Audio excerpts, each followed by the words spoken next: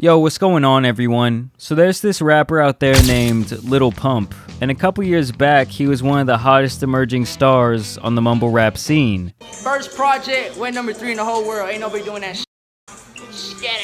Everybody that's hate on me, you broke.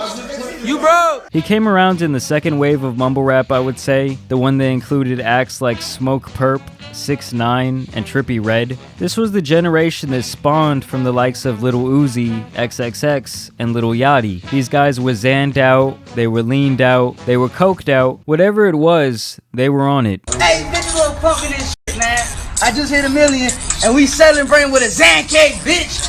Ask it! And while some of these other quote-unquote SoundCloud rappers found their own lanes and have established decent-sized fan bases after the more gimmicky stuff, artists like Lil Pump and Smoke Perp have failed to have the same cultural impact only a few years later after seemingly being on top of the world. It seemed like Gucci Gang was every 12-year-old's favorite song. All these little pill-popping idiots were loving the vibes, and these guys really thought it would never end. But boy oh boy were they wrong. The whole situation just begs the question of how far can you really ride a comedic persona as a rapper and still have a successful career? Because a lot of these rappers who came out in this specific generation are more like internet comedians than rappers. Massive followings on every social media, their posts get millions of likes, but then their music doesn't sell for shit and their shows are looking mad empty. And it also doesn't help that a lot of these social media followers and interactions are actually just paid bots, i.e. not real people. So if anything, this should really serve as a lesson to the public that all this internet fame and clout doesn't always translate to real life dollars. A lot of these rappers are actually in debt. Flexing with an advance is basically a high interest loan. They rent their cars,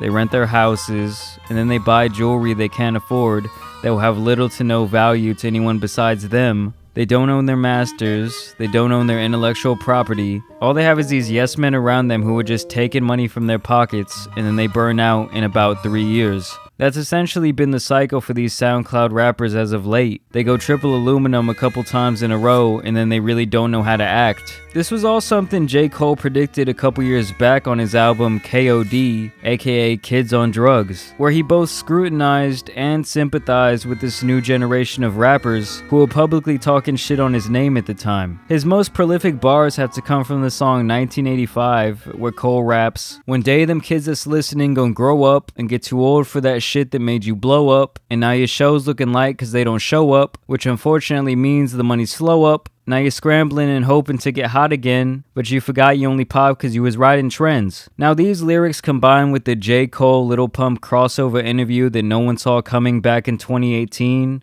where Lil Pump acted like he didn't want to be there the entire time. I was like, fuck that shit, I want to hear none of that shit, you know, I was just, fuck all that. Damn, bro, that's deep.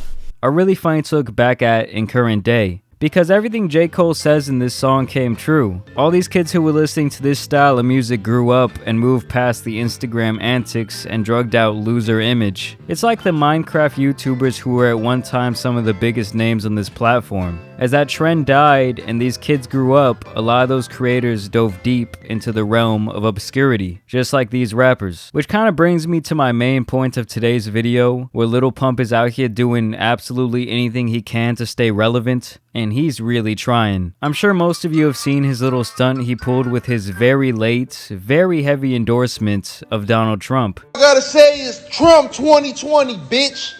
I look like paying an extra 33 in tax for Biden, bitch ass nigga. Fuck Sleepy Joe, nigga. Trump 2020, bitch. Ah! Where he even got invited to one of his rallies and gave this very, very inspiring speech. And speaking of sound, music, and other things, one of the big superstars of the world, Lil Pimp. Does everyone know who he is? Do you know how big he is? Hello, everybody. How you guys feeling? I come here to say, Mr. President, I appreciate everything you've done for our country. You brought the troops home, and you're doing the right thing. MAGA 2020. Don't forget that. Don't forget that. And do not vote for Sleepy Joe at all.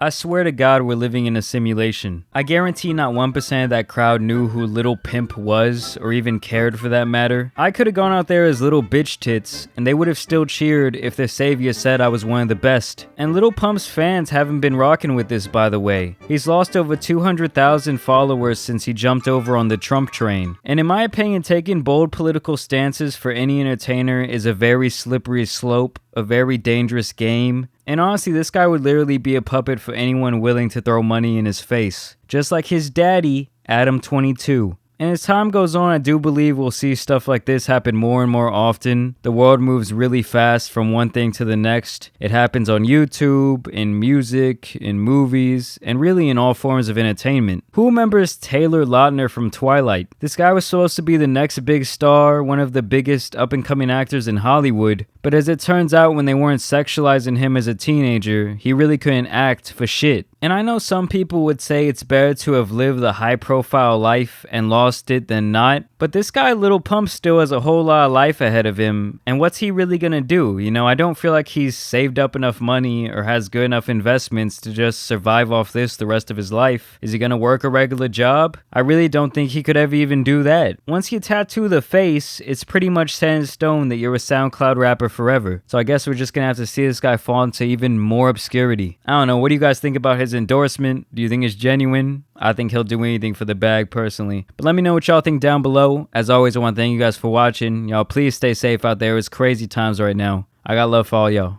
Peace.